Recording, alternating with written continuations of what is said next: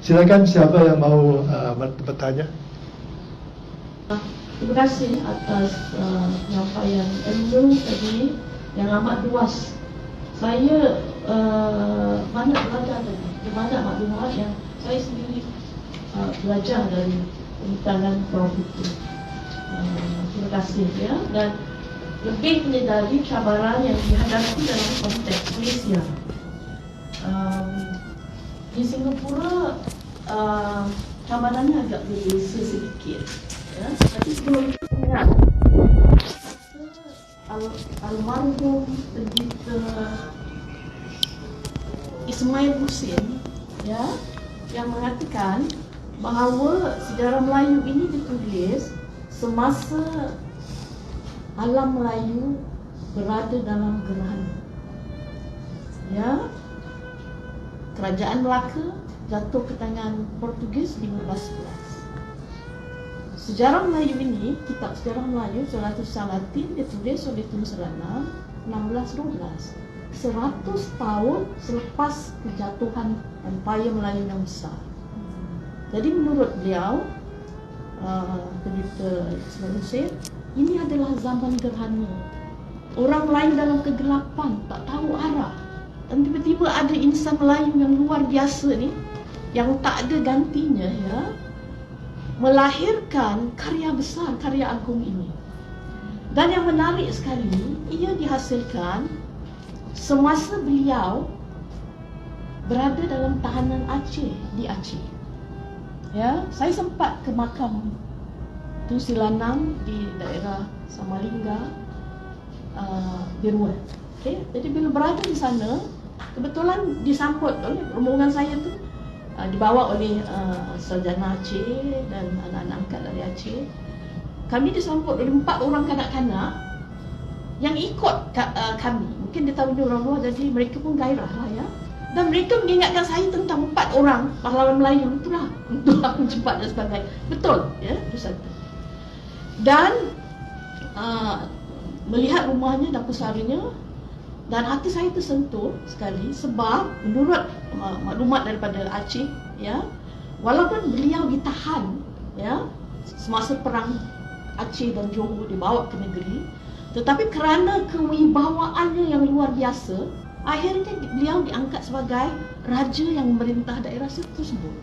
Okay, yang dihargai, diberi gelaran sebagai ulu balang ya, tapi sama macam raja lah. Dan ini anda boleh lihat dalam buku saya yang baru tentang Musyabillah, ada jilid yang kedua bab 14 itu saya perhalusi tentang ya. Dan saya merasakan bahawa berdasarkan penelitian saya, apa akan jadi pada kita ya, sampai hari ini pun dengan panduan yang hebat diberikan oleh Tun Selanang itu, kita masih tergapai-gapai kerana ingatan kita, rasa bangga kita, jati diri kita sudah dihapus dan dimusnahkan oleh penjajah. Okey, tapi kita masih boleh balik. Bayangkan dalam zaman tersebut tidak ada manusia bernama Tun Selanang ini. Saya tak tahu apa. Jadi saya rasa orang Melayu harus menghargai karya beliau. Satu beliau hasilkan, tetapi impaknya luar biasa. Dan saya membandingkan beliau dengan Musyabillah ya.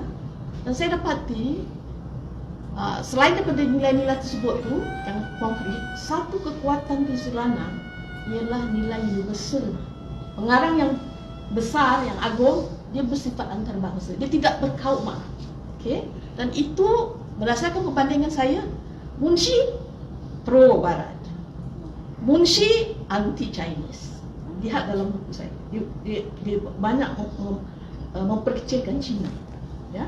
Tapi tak lihat tadi bagaimana hubungan Melayu Cina itu dikukuhkan oleh Tun Selanang melalui karyanya. Kita lihat di situ, ya. Yang penting lagi banyak nilai-nilai kesejahteraan, universalisme yang ditekankan oleh Tun Selanang. Okey, dan ini kita harus rasa bangga. Okey, alhamdulillah Singapura memberi anugerah tertinggi kesusastraan berdasarkan nama beliau, anugerah Tun Selanang. Okey, jadi saya rasa keputusan yang cukup tepat. Dan satu lagi, cabaran Malaysia berlainan dengan Singapura. Saya katakan Malaysia cabarannya rajanya masih ada, ya. Sistem-sistemnya yang itu semua masih dari pancang-pancangnya ada. Singapura dah tak ada, ya. Jadi yang dipersoalkan, malah yang dipersoalkan kan itu nilai fakta yang aku cerita yang dirakamkan dalam itu betul atau tidak. Okey? Malah dianggap oleh tokoh yang dianggap ahli sejarah sebagai mitos. Mitos, ya. Dalam tahun 90-an cabaran kami ialah untuk meyakinkan pihak-pihak tertentu bahawa ini ada nilai sejarahnya, bukan mitos saja. Okey? Salah satu bukti yang digunakan oleh ahli sejarah Singapura, saya tak perlu sebut, anda boleh rujuk buku antara dua kota bahagian akhir tu, appendix tu, ada polemik itu antara saya tu. Polemik ini disiarkan di majalah Straits Times. Okay? Ahli sejarah itu mengatakan penulis sejarah Melayu itu sendiri di akhir bukunya menuliskan wallahu a'lam bisawab. Okay. Jadi penulis tu sendiri pun tak yakin. Jadi kalau penulis tak yakin, katanya, macam mana kita nak terima? Itu logik yang diberikan. Okay. Dan oleh itu, ahli sejarah itu menyarankan we thrown away this text. Dan kita we refer to the colonial text. And then disebut beberapa. Itu ada. Dan itu menunjukkan saya rasa maruah saya sebagai orang Melayu tak boleh saya diam. Jadi saya masuk dalam gelanggang itu dan cuba mempertahankan sejarah Melayu sebagai teks yang penting. Alhamdulillah selepas itu dan pandangan pemerintah di sejarah yang lain berubah. Pada masa Singapura meraihkan 200 tahun Singapura, sejarah Singapura tidak bermula 200 tahun lagi, tetapi sudah diiktiraf sejak 700 tahun dahulu. Ya, jadi maknanya kalau anda pergi ke Muzium Negara sekarang, ia dipamerkan sebagai teks sejarah, bukan mitos lagi, yang menjadi titik sejarah Singapura. Okey, jadi alhamdulillah. Ya, terima kasih.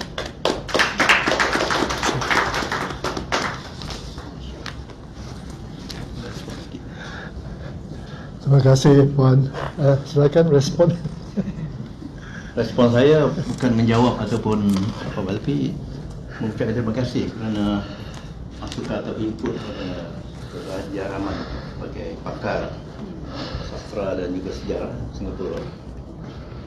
Bertepatan kerana kadang-kadang orang lokal sendiri ini ialah pesan daripada mentaliti penjajahan. Kita yang biasa tidak menghargai warisan kita, sedangkan masyarakat antarabangsa hingga kini sangat menghargai. Kalau UNESCO masih tetap mengiktiraf satu Salatin sebagai antara warisan dunia penting, itu artinya satu penjarapan. Dan soal sejarah Melayu dalam satu Salatin yang dibumbui mitos, legenda dan sebagainya, ini bukan perkara yang menurunkan martabat atau darjat karya susastra itu ataupun karya historiografi itu, kerana nilai mitos dan legenda itu ada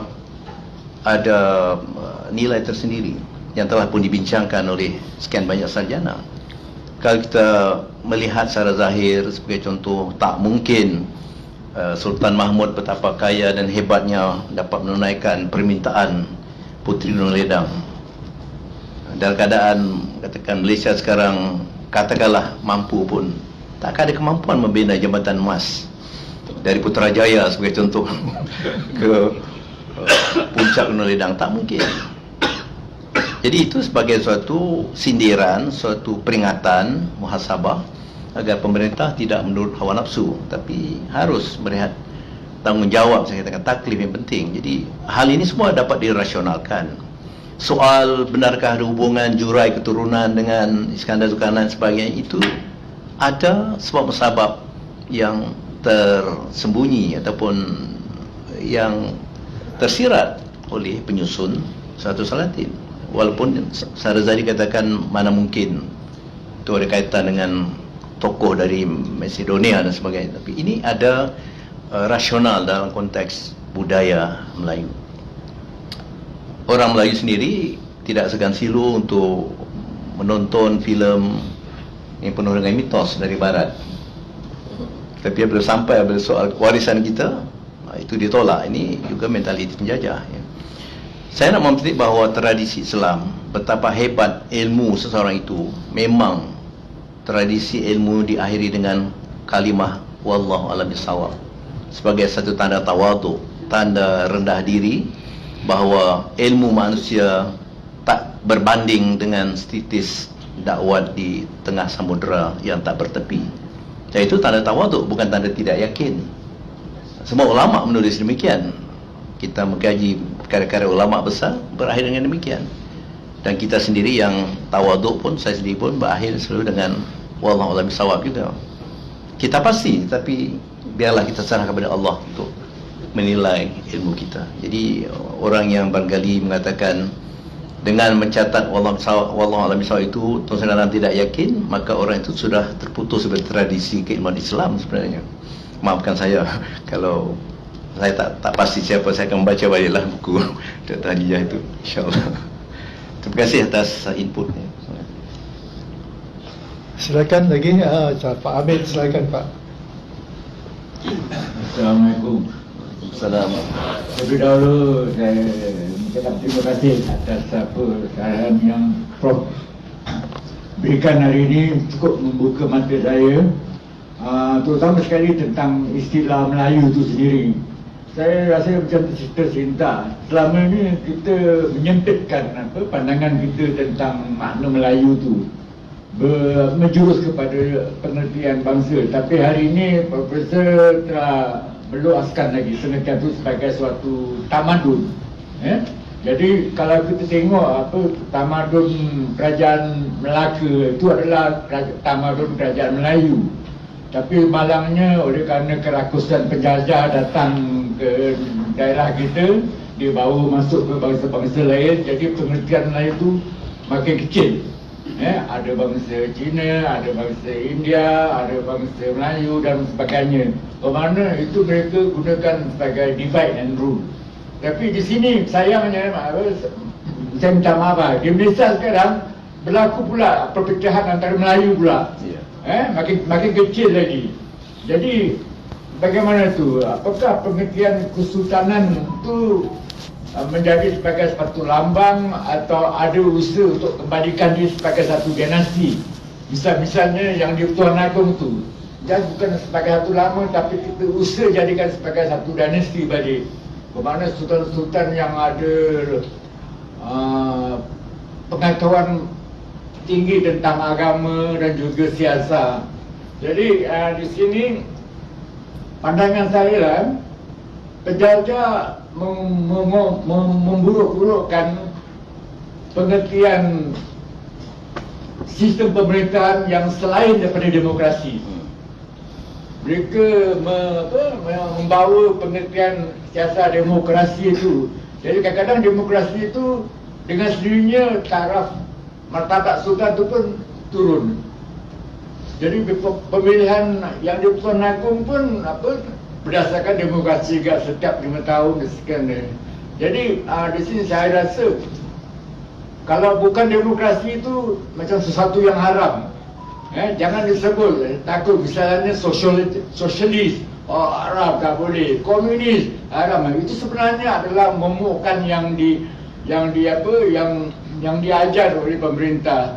Jadi alhamdulillah, walaupun kita melalui sistem pemerintahan Inggeris, tapi oleh kerana kita diajar untuk berfikir lebih kata orang, berfikir secara alternatif, kita dapat melahirkan pandangan-pandangan yang baru seperti pengertian Melayu sebagai suatu pengertian tamadun. Jadi bangsa-bangsa lain cukup berasa bangga kalau Melayu, taraf Melayu tu kita dapat naikkan semula sebagai satu tamadun. Umpamanya macam Ottoman, zaman Ottoman dulu, semua orang rasa bangga dengan Ottoman tu, kan? Jadi kat situ, itulah pandangan saya. Saya cukup terima kasih lah, satu membuka mata lah hari ini tentang pengertian Melayu itu sendiri. Sekian, terima kasih. Silakan Tuan. Terima kasih Tuan Hamid. Ya, konsep Melayu sebagai dasar tamadun ini dapat kita baca dengan mendalam dan meluas, sekurang-kurangnya oleh tokoh, 2-3 orang tokoh. Tak payah kita pergi jauh-jauh lah. Tulisan dalam tulisan Rasyad yang atas itu banyak konsep itu dijelaskan. Juga yang disebut almarhum Tan Sri Ismail Hussein juga menyebut dua fakta ataupun juga dua faktor yang menyatukan alam Melayu. Pertama, sistem akidah, yang kedua bahasa Melayu. Maka itu bahasa Melayu ketika itu merentas etnik.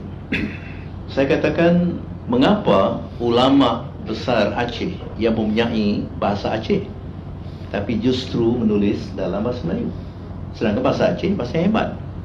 Kerana mereka sedar bahawa bahasa Melayu adalah bahasa ilmu dan bahasa yang merakyat, membumi. Maka itu mereka tidak menggunakan bahasa Aceh. Hamzah Bansurinya, Syamsuddin Al-Sumatrai, Abdul Rauf Al-Singkili, Syekh Abdul Rauf Al-Singkili dan sebagainya. Dan Syekh Nuri Arani itu soal orang dari Gujarat, dari alam luar Melayu, tetapi juga melihat bahasa Melayu sebagai bahasa persatuan. Maka seluruh karya Syekh Nuruddin Araniri, meskipun tajuknya atau judulnya bahasa Arab, itu sudah saya teliti, tapi wacananya dalam bahasa Melayu.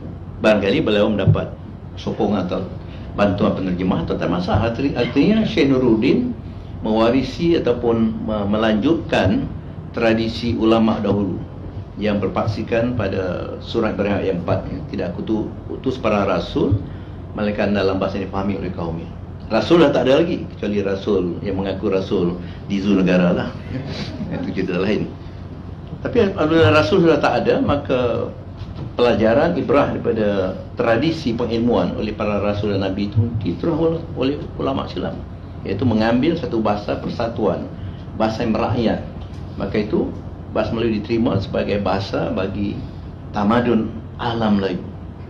Orang Aceh, orang Sunda, orang Bugis dan etnik lain. Maka itu surat Raja Ternate 1521, Raja Portugal, dalam bahasa Melayu. Sedangkan Ternate bukan etnik Melayu, tapi menggunakan bahasa Melayu. Ini bukti bahawa bahasa Melayu atau tamadun Melayu telah diterima sebagai tamadun yang merentas etnik pada waktu itu. Dan satu lagi ialah soal akidah. Walaupun ada hujah mengatakan tidak seluruh etnik itu beragama Islam, betul. Tetapi betapa besar jumlah etnik yang ada dalam Melayu yang beragama Islam. Ya, saya dalam tinjauan akademik ringkas di Sulawesi, benar mereka ada tulisan Serang, tulisan Bugis, tapi ada juga tulisan Jawi yang digunakan. Orang Sunda juga ada tulisan sendiri, tapi juga menggunakan tulisan Jawi. Leluhur saya masih mewarisi sebuah kitab tua daripada almarhum ayah dan saya. Bahasanya bahasa Jawa, tapi dalam tulisan Jawi, siap dengan tanda-tanda fathah, kasrah, dhamma, tanwin, sukun. Ubi kayu tak adalah, sukun ada. Maknanya waktu itu Jawi tidak dianggap sebagai tulisan yang asing. Orang Jawa kita tahu bukan orang Melayu, memang cabang pada asal Indonesia, tapi bukan masuk dalam kelompok Melayu. Tetapi akhirnya semua ulama umat di alam Melayu menerima konsep Melayu sebagai konsep ketamadunan atau konsep kultur, kata orang Belanda, konsep budaya, bukan lagi bersekatan hanya dengan etnik seperti ada di Sumatera, Riau dan sebagainya. Ini saya kira sesuatu yang mesti kita suntikkan pada generasi muda kita, termasuk yang mantan muda lah. Mungkin telah terseleweng pahaman tentang itu. Yang kedua tentang apa tadi, soal ya, benar mungkin satu sistem khalifah itu perlu diwujudkan semula, tapi ini juga bergantung pada situasi yang mengizinkannya atau tidak. Dalam konteks Malaysia, saya tegaskan juga dalam wawancara di RTM itu, pertama, raja yang wujud sekarang ialah raja di bawah konteks sistem berperlembagaan, bukan raja secara mutlak yang mempunyai kuasa, wewenang secara peribadi. Ada ketentuan-ketentuan dalam perlembagaan yang patut dipatuhi. Sedikit kerisauan mungkin sekarang pihak apabila bakal agung mengatakan ada kaedah pemerintahan beliau yang baginda yang nantinya agak mungkin berlainan sedikit dengan kaedah-kaedah yang dulu, tetapi saya yakin bahawa akhirnya ini Pertuan Agong mau tidak mau patuh pada perlembagaan yang ada. Kaedah dan gaya mungkin sedikit berbeza. Dan saya tadi menyebut juga secara ringkas bahawa dengan adanya Majlis Hakim Raja yang memilih juga menetapkan Agung yang ditentukan, walaupun ada sistem penggiliran menurut kekananan Sultan, tetapi akhirnya itu diputuskan dan disahkan oleh Majlis Hakim Raja. Betul kata Tuan Hamid, ada unsur demokrasi di situ, bukan satu unsur autokrasi, unsur ketentuan dari atas, tetapi ada persetujuan antara raja-raja Melayu. Dan syura itu satu yang sangat penting dalam konteks menghidupkan permuafakatan berdasarkan ijma', berdasarkan persetujuan semua raja. Dan tempoh 5 tahun itu juga penting supaya tidak ada kemutlakan kuasa itu. Maka setelah 5 tahun akan digilirkan dengan Yang Pertuan Agong yang lain. Jadi saya masih melihat soal dalam konteks Malaysia, walaupun ada suara-suara yang mungkin nakal sedikit, seolah-olah sudah tidak relevan sistem beraja, tetapi sudah dibuktikan bahawa kerelevanannya itu jelas. Kita menyingkap saja saya kata peristiwa beberapa tahun belakangan ini, apabila raja-raja mengambil suatu konsensus tentang soal pemilihan Perdana Menteri, itu tak akan selesai kalau tanpa ada institusi yang lebih tinggi mengatasi kuasa politik. Itu jelas. Singapura tentu lain sejarahnya, tetapi jangan lupa juga kisah Sang Nila Utama, kisah anak Raja Palembang, Parameswara Muka Melaka itu berakar dari Singapura. Saya ke Kampung Gelam, nama lama dahulu masih terbayang-bayang akan sejarah soal Kesultanan Melayu di Singapura. Meskipun sudah menjadi sejarah, tapi ada suatu natijah yang dapat kita ambil. Terima kasih banyak atas input juga, sokongan, sambutan pada Tuan Hamid. Terima kasih Tuan.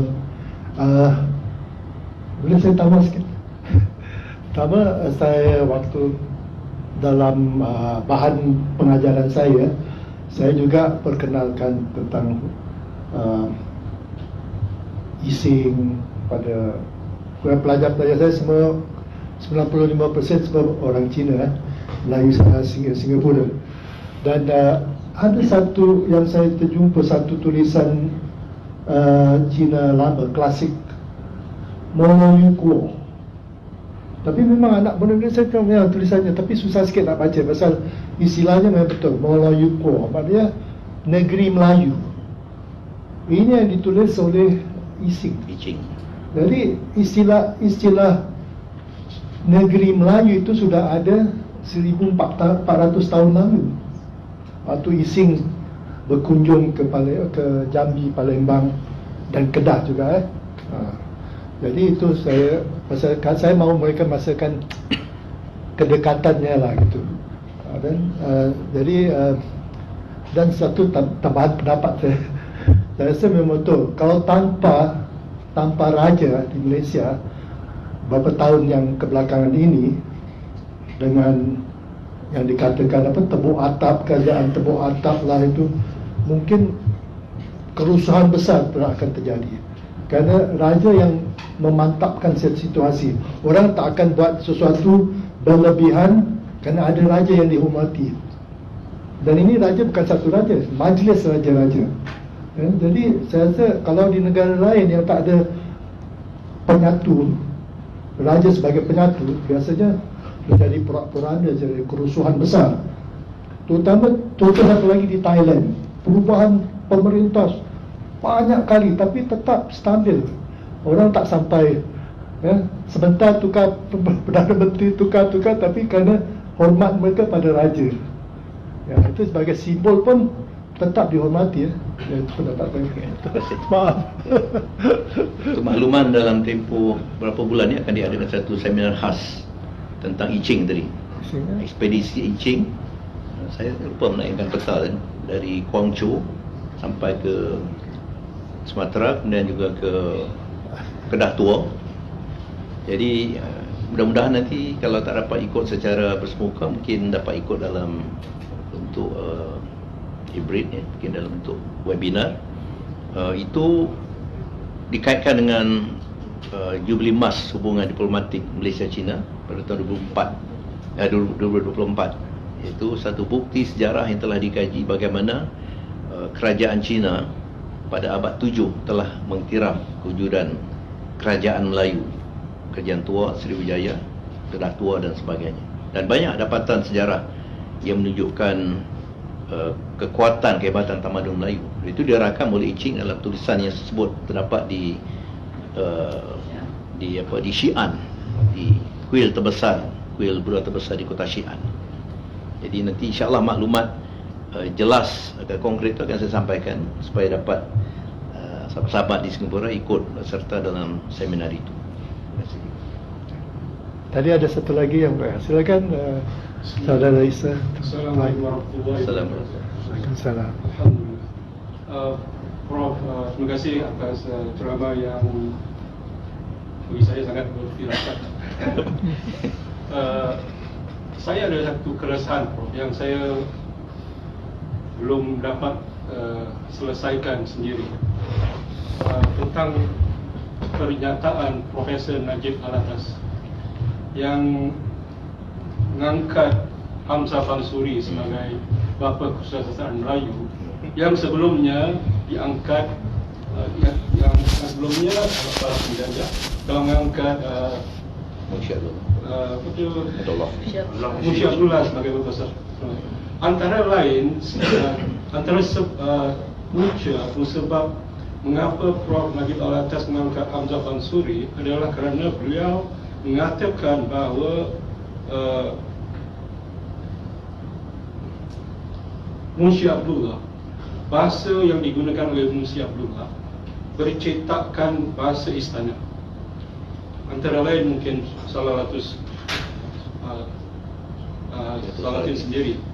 Dan bahasa yang diangkat yang digunakan oleh Hamzah Fansuri lebih saintifik, lebih rasional, yang tidak terkait dengan mitos yang ada dalam bahasa yang digunakan oleh kelompok istana. Jadi keresahan saya adalah ia seolah-olah mengatakan bahawa bahasa Melayu kita sekarang yang bersumber daripada tulisan Jawi itu tadi adalah bahasa Melayu moden itu bermula daripada kedatangan Islam. Dan sebelum Islam, segala yang dibawa oleh pemikir-pemikir sebelum Hamzah Fansuri yang lebih ke arah mitos dan lebih ke arah pendekatan estetik menurut istilah yang digunakan oleh Najib Alatas, seorang mengatakan begitu, bahawa kita hanya memulakan bahasa Melayu moden itu bermula daripada Hamzah Fansuri dan sebagainya. Jadi saya ingin mendapatkan pendapat Prof mengenai inilah, kerana saya merasa resah kerana pendapat Prof Najib Alatas itu seolah menidakkan kebitaraan sebelum Hamzah Fansuri. Itu tanggapan awal saya lah. Jadi itu keresahan saya yang mungkin saya nak respon dari Prof. Terima kasih. Ini memang jadi polemik atau perdebatan. Seingat saya pada tahun 70-an ataupun hujung 60-an, antara Profesor Syed Nakib dan Ismail Husin tentang siapakah bapa kesusastraan Melayu moden. Memang Profesor Syed Nakib mengambil sisi falsafah di bahasa yang dilihat dalam konteks membawa satu babak baru yang dikatakan bercirikan rasional dan saintifik. Artinya ilmu yang ditampilkan itu berdasarkan nas yang sahih, walaupun ada soal pertikaian, perdebatan tentang wahdatul wujud dan sebagainya, tetapi pada dasarnya ilmu ataupun bahan yang dikemukakan oleh Hamzah Fansuri adalah bahan ilmiah. Saya kira itu ialah sisi yang diambil oleh Profesor Nakib Alatas. Dan soal bahasa Melayu yang ditampilkan dalam satu salatin dalam karya-karya Hamzah Fansuri dan para ulama, walaupun dalam bidang kelainan, menurut pemerhatian saya, daripada acuan yang sama, yaitu bahasa Melayu klasik, tapi dalam perbedaan bidang, maka itu disebut sebagai sastra agama, walaupun istilah itu barangkali tidak tepat, sastra undang-undang. Jadi pemerhatian yang saya lakukan, suatu saya juga membantu projek ISKM, sebenarnya sejarah budaya Melayu. Saya perhatikan bahasa Melayu klasik yang digunakan dalam pelbagai genre itu menunjukkan persamaan acuan, tapi bidang berlainan. Maka Profesor Syed Nakib Al-Atas mengambil sisi ilmunya. Mengapa Hamzah Pansuri menurut beliau sebagai bapa secara moden? Kerana membawa konten, kandungan ilmu yang disebut tadi oleh Cik Isa sebagai perlawanan bagi dengan penegasan pada soal mitos, legenda dan sebagainya. Tapi itu sebagai satu pandangan yang umum. Saya tadi menunjukkan bahawa dalam kerangka ada mitos legenda pun ada rasional yang dapat diberikan kerana ada nilai-nilai akhlak, nilai sosial, nilai budaya, pemikiran, juga firasat. Ini kajian PhD. Jadi saya mengambil jalan pandangan bahawa bahasa digunakan dalam karya-karya klasik dalam genre apapun itu menampilkan satu acuan yang sama. Tapi soal menentukan siapakah bapa atau pelopor sastra Melayu moden, Profesor Syed Nakib mengambil sisi ataupun sudut kandungannya, iaitu itulah kali pertama bahasa Melayu diungkapkan untuk menjelaskan faham agama, soal yang rasional. Kalau secara mudah kita kata soal keesaan Tuhan, keesaan Allah Tuhan yang satu, memang rasional dan saintifik. Kalau Allah berbeza satu, hancur alam ini, kerana Allah akan bergaduh, berebut jawatan juga.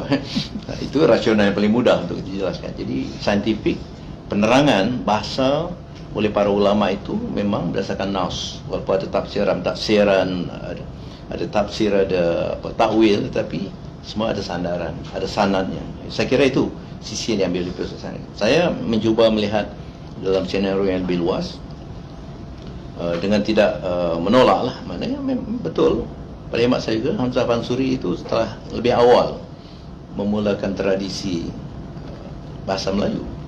Bahasa Melayu kita kenal sekarang, saya sebut tadi bahasa Melayu pra-Islam telah wujud dalam bentuk bahasa Melayu kuno yang kalau kita teliti tak dapat kita fahami wacananya. Teksnya dapat kita fahami walaupun telah ditransliterasi ke Jawi ataupun ke Rumi, kerana belenggok bahasa dan perbezaan susunan wacana itu sangat jelas. Maka itu zaman Islam telah memunculkan satu bentuk bahasa yang kita warisi sekarang dalam zaman moden ataupun zaman baru. Itu pada pandangan saya. Tapi saya juga tidak menolak sumbangan Abdullah Munshi atau Munshi Abdullah dalam konteks mengemukakan satu bentuk bahasa masih lagi bercirikan bahasa klasik juga ya. Sebahagian bahasa Hamzah Abdullah Munshi itu masih juga berlenggok bahasa yang lama. Ini saya kira hanya kelainan pandangan dalam konteks apa sisi yang diambil. Tentulah sebagai ahli teologi, juga ahli metafizik, Profesor Syed Nakib mengambil sisi kandungan sebagai ukuran paling penting dalam menentukan kriteria siapa sebenarnya pelopor ataupun bapa sastraan Melayu moden. Itu saja. Saya tak berapa cemaskan tentang itu kerana ini ialah soal apa ni. Dan kita tidak akan menafikan sebetulnya kalau kita mengkaji tulisan Profesor Syed Nakib Al-Atas dengan mendalam pun, dalam syarah pengukuhan professorshipnya di UKM tahun 72 dalam buku Ayam itu, buku yang sangat terkenal hingga kini, di hujung tu beliau ada menyebut peri pentingnya tamadun di Malaysia yang bersumberkan tamadun agama-agama besar dunia. Itu disebut selain Islam ada agama Nasrani, Kristian, tradisi daripada falsafah Konfutse, Kongse, Lao Tse, Taoisme dan sebagainya, juga dari India. Jadi di situ ada anjuran supaya diperdalam kajian tentang lunas-lunas tamadun besar dunia yang berhimpun di Malaysia sebagai satu kaedah untuk menimbulkan kesepahaman dan perpaduan. Tapi tentulah dengan meletakkan sekadar bangsa teras apa, agama teras ni apa, itu tidak mungkin dapat dikompromikan berdasarkan latar sejarah itu tadi. Dan beberapa fakta tentang pencapaian tamadun pra-Islam juga memang kita akui. Sebagai contoh, kajian Profesor Syahrir Ma'zin yang mendalami kandungan di prasasti abad ke-7 sebagai contoh, menurut kajian Profesor Syahrir Ma'zin dan timnya, itu telah dibicarakan hal-hal seperti pengurusan, ada konsep-konsep tertentu, secara tertentu. Bahkan konsep ataupun ya zero, sifar itu sudah wujud dalam tersier alam Melayu pada abad ke-7. Dan dibandingkan dengan tersier barat lebih lewat pada itu.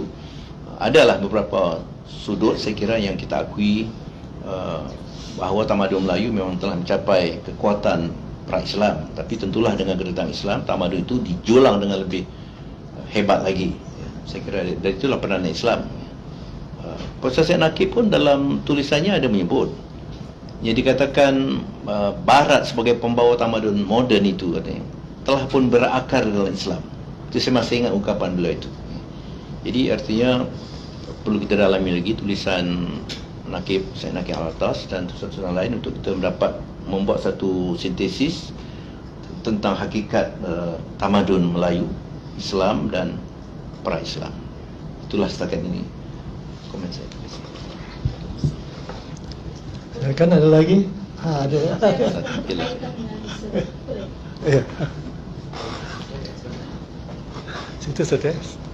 Maaf ya, khusus berkaitan. Saudara Lisa, bila saya nak buat PhD tahun 1992, itulah masalah yang saya fikirkan. Okay, yang visualize.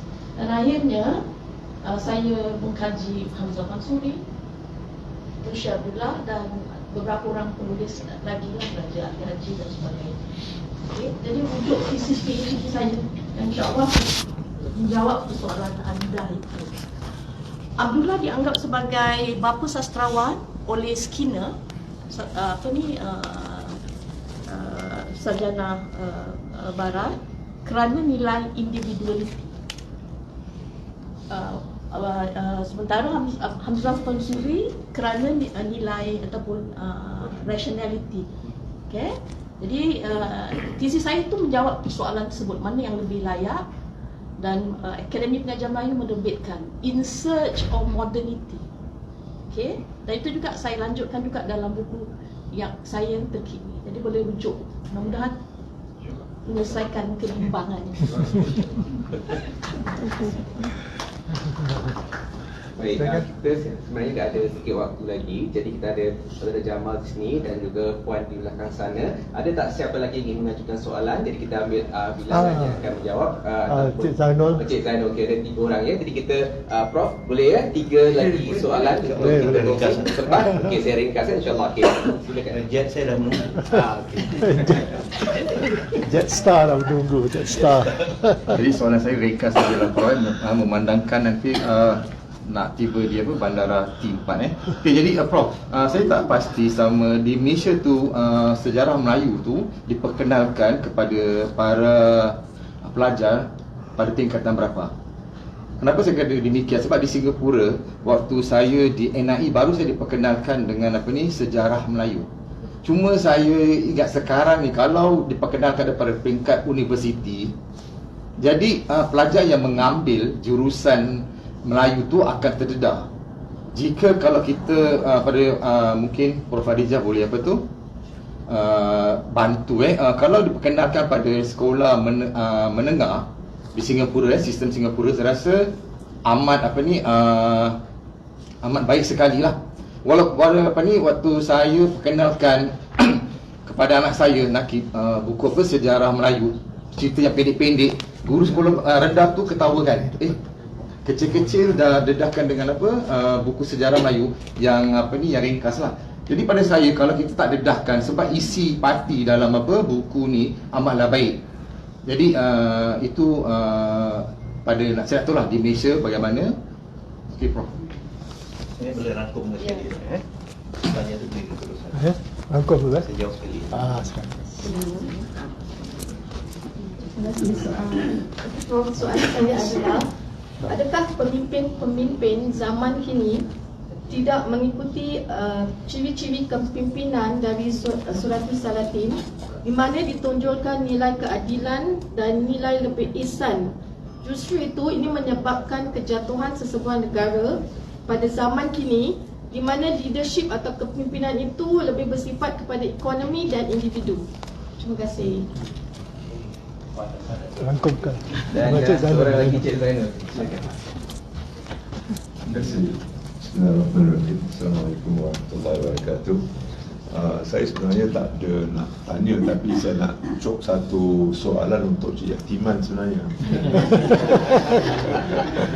Cik Yatiman yang selalu banyak soalan dan yang apa tanya tajam.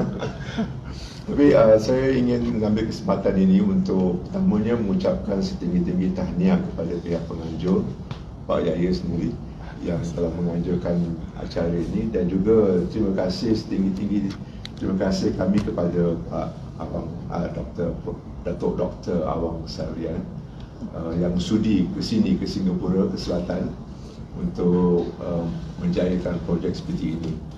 Yang kedua, saya dapati daripada, maaf saya terlambat tadi kerana ada acara yang lain, saya rasakan bahawa ia sungguh bernas dan kita banyak manfaat daripadanya.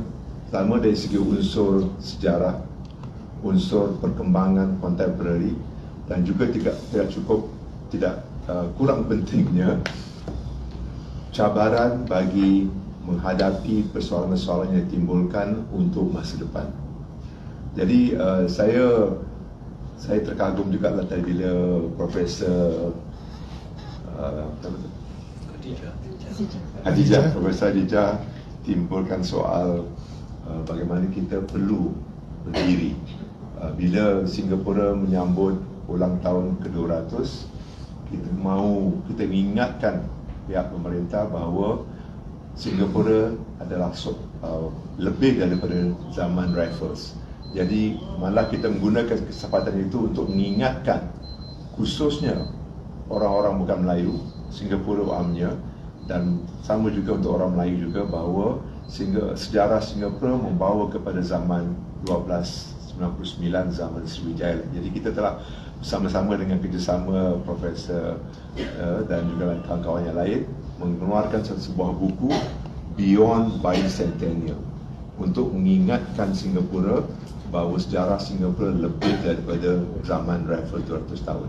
Jadi kesempatan seperti ini Pak Datuk Dr. Awang, ini satu yang kita hargai, dan saya mengharapkan bahawa bila kita menghadapi soalan-soalan masa depan, Singapura tidak akan dilupakan, baik dari Malaysia maupun dari Indonesia. Apatah lagi pemikir-pemikir Melayu Singapura ini harus bangun, berdiri untuk didengar. Jadi saya juga rasa reassured lah. Kebelakangan ini ada juga buku-buku baru yang dikeluarkan Pak Amir kita, Prof juga kan, yang akan memberi kesempatan kepada orang Melayu untuk memastikan bahawa suara mereka tidak dilupai, malah lebih penting didengar. Tapi bila timbul soal didengar ni, saya juga kadang-kadang bimbang, apakah benar didengar oleh pihak yang lain?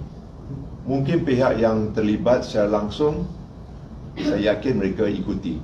Tapi pada masyarakat umum Melayu pun, apakah mereka sebenarnya mengikuti, mendengar suara-suara itu? Apatah lagi kaum bukan Melayu dan pemikir-pemikir bukan Melayu di Singapura ini. Inilah persoalan-persoalan yang saya selalu memikirkan, dan bila timbul kesempatan kita akan menggunakannya untuk memastikan bahawa sekurang-kurangnya kita memainkan peranan stand up, berdiri, melaungkan dan mengingatkan pihak-pihak yang lain bahawa masyarakat Melayu, sejarah Melayu, bahasa Melayu, penilaian Melayu, pengkajian Melayu untuk masyarakat Melayu akan sentiasa hidup untuk masa depan. Terima kasih. Terima kasih. Terus saya jawab. Cikgu Yahya, boleh saya Yap, jawab? okey, silakan. Saya mulakan terus dengan soalan yang terakhir. Saya ucapkan tanya pemerintah Singapura, Chapna dan PK mengambil pandangan pada sarjana Singapura sendiri bahawa sejarah itu sebenarnya jauh lebih awal telah bermula, dan mengambil zaman tamadun Melayu, bahasa Kesultanan Melayu itu sebagai titik tolak. Itu satu perkarapan besar dan tentulah implikasi juga positif. Apabila negara mengkira fakta itu, maka dalam soal kurikulum, silabus dengan sendiri akan ada kesannya penyusunan semula buku pelajaran, teks, bahan rujukan lain itu akan merujuk kepada ketetapan pemerintah Singapura sendiri yang beriktiraf soal sejarah negara yang telah bermula lebih awal. Itu tahniah pada perjuangan rakan-rakan di Singapura. Dan suara Melayu Singapura saya kira masih tetap penting. Maka itu dalam konteks seperti kerjasama kebahasaan serantau, MABIM itu masih tetap mengiktiraf, walaupun Singapura mungkin masih menimbang untuk menjadi anggota tetap, masih jadi pemerhati walaupun telah dipelawar, tapi masih selesa dengan pemerhati. Tapi dalam Astra, Singapura sudah pun menerima tawaran dan sudah pun menjadi anggota tetap Majlis Sastra Asia Tenggara. Jadi saya kira suara Singapura tetap penting walaupun dalam konteks jumlah mungkin agak kecil. Tapi jangan dilupakan bahawa di Singapura lah telah berlangsung satu transformasi penting dalam soal budaya. Kalau tidak berlaku Kongres Bahasa Suratan Melayu yang terutama yang pertama dan ketiga yang menghasilkan penubuhan Dewan Bahasa Pustaka dan menentukan soal sistem ejaan penyatuan bahasa serantau itu, saya kira tidak berlaku kemajuan ada sekarang. Dan itu alhamdulillah sudah saya tuliskan dalam biografi tentang Asram, insyaAllah dalam proses penerbitan itu peranan pertumbuhan lembaga atau pertumbuhan dan individu-individu dalam pelbagai bidang, wartawan. Jadi saya katakan dahulu holistik. Ia berjuang untuk mengangkat nama Melayu dan pendidikan, bahasa, sastra, budaya dan sebagainya itu sangat meliputi seluruh golongan. Jadi wartawan, sastrawan, cendekiawan, agamawan dan tokwan-tokwan semua berjuang.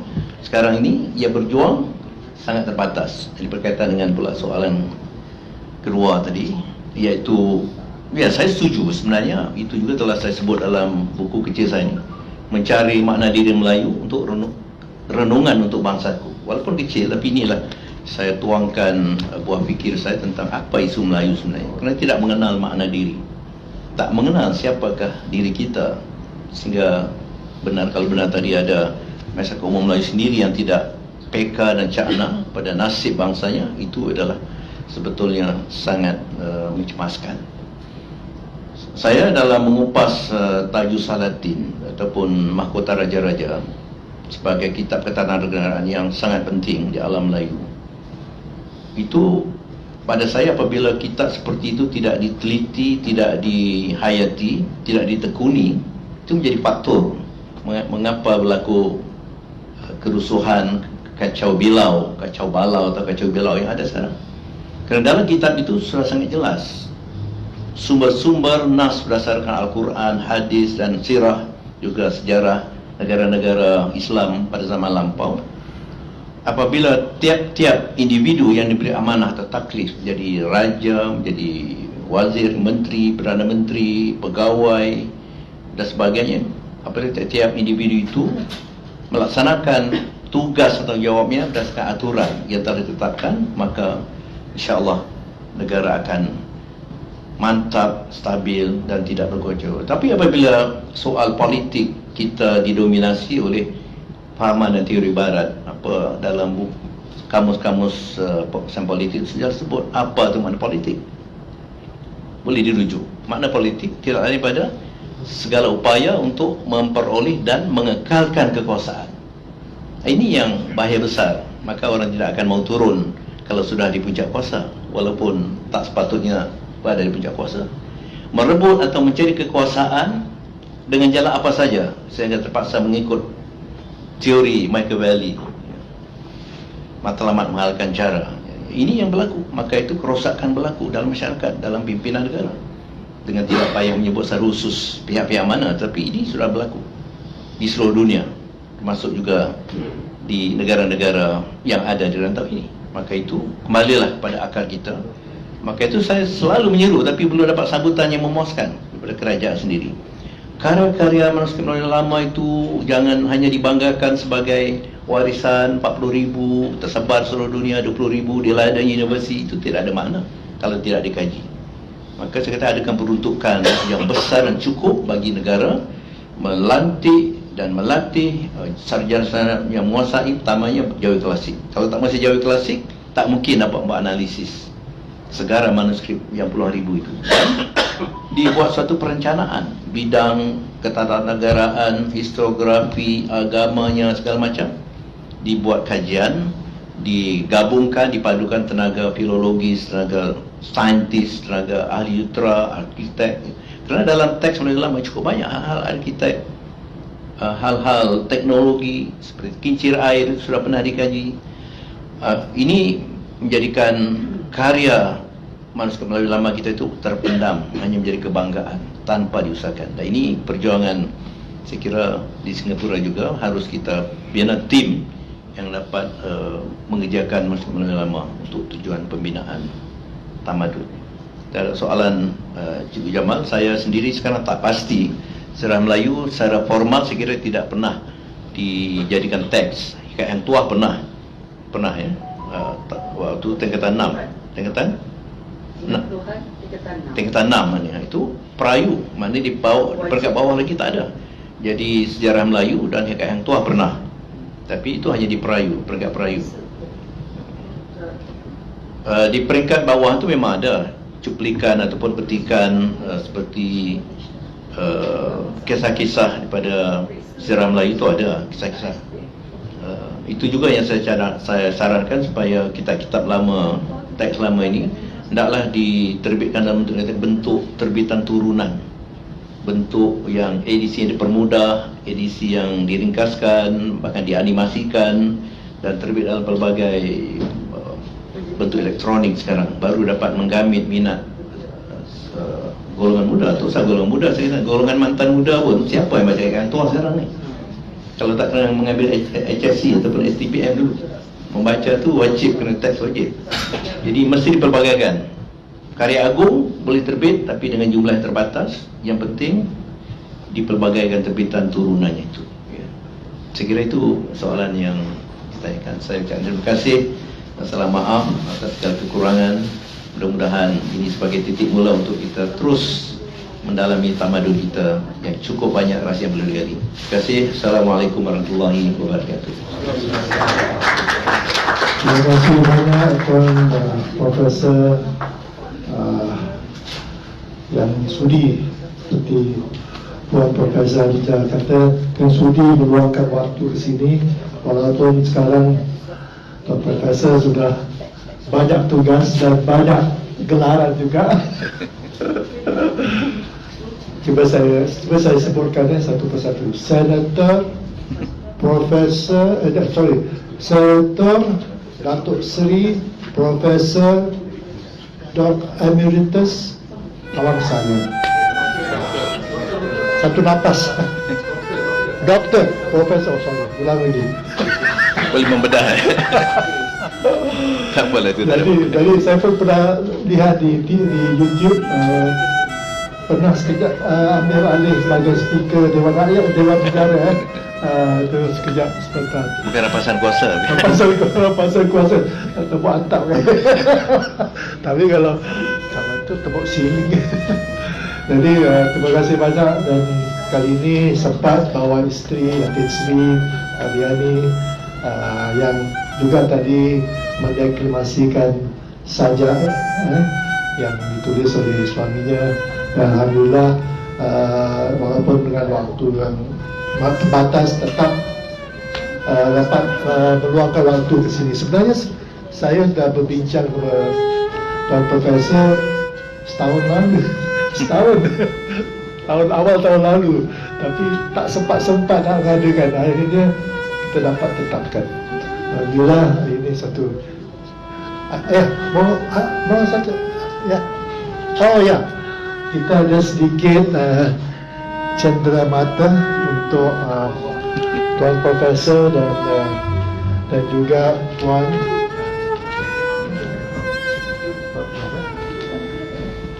Alhamdulillah, terima kasih.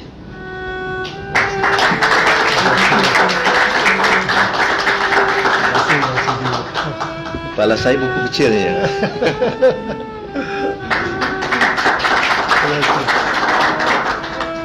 Bagi yang sudi ni ada buku kecil puisi Tazkirah Ramadan menjelang Ramadan, tapi mungkin tak cukup jumlah. Siapa cepat dia dapat.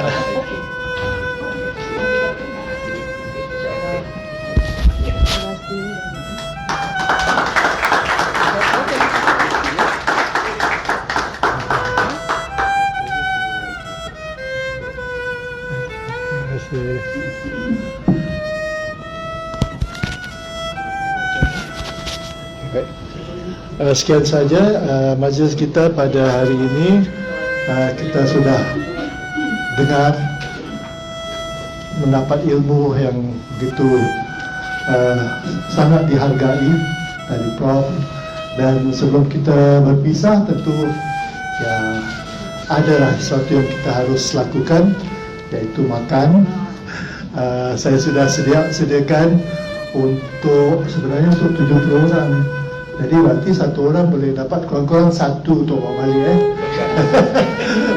Ada nasi biryani dan nasi biryani dan nasi ayam, dan juga kuih-kuih Melayu. Kuih-kuih Melayu bukan karipap, tak ada. Itu tak murni. Jadi silakan.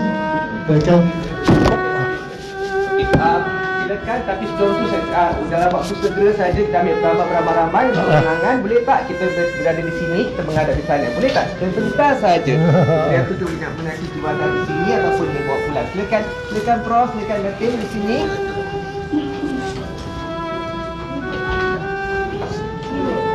Berdiri ataupun nak duduk. Saya rasa di sini bolehlah, di sini boleh. Silakan Datin dan Prof di sini. Ya. Kita di belakang sini. Saya atur kamera dulu. Sini. Sebenarnya kalau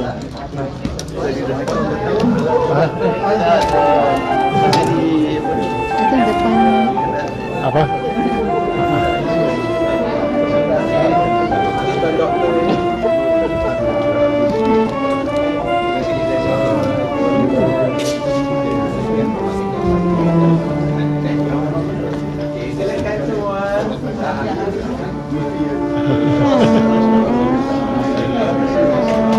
Jadi dia para peserta belum salaman.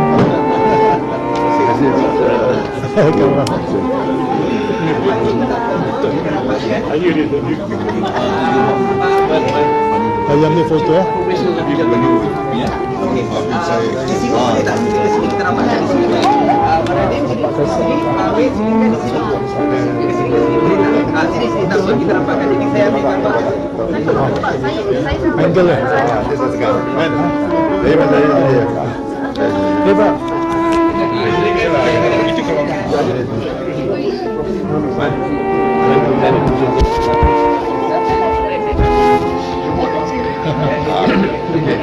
Boleh. Boleh masuk semua. Saya mana Isa? Oh ya. Tak sekejap. untuk orang tinggi ya. Okay, ready? Baik.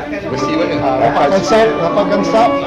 Masuk barisan. 1, 2, 3. Sekali lagi. 1, 2, 3. Sekali 1, 2, 3. Pancut 1, 2, 3. Candid shot. Terima kasih. Sama-sama. Silakan. Saya ambil ya. Terima kasih.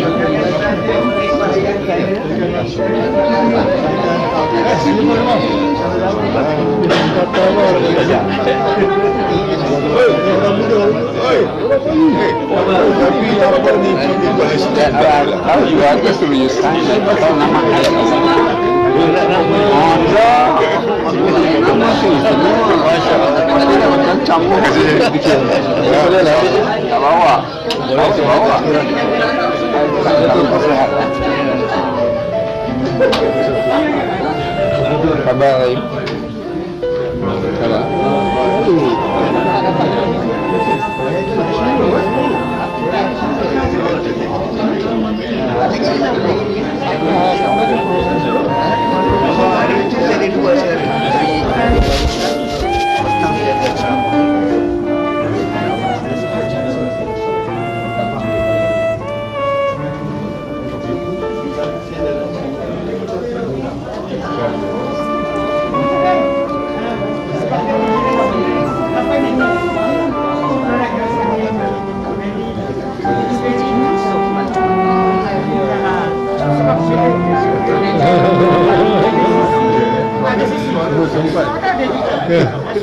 kasih.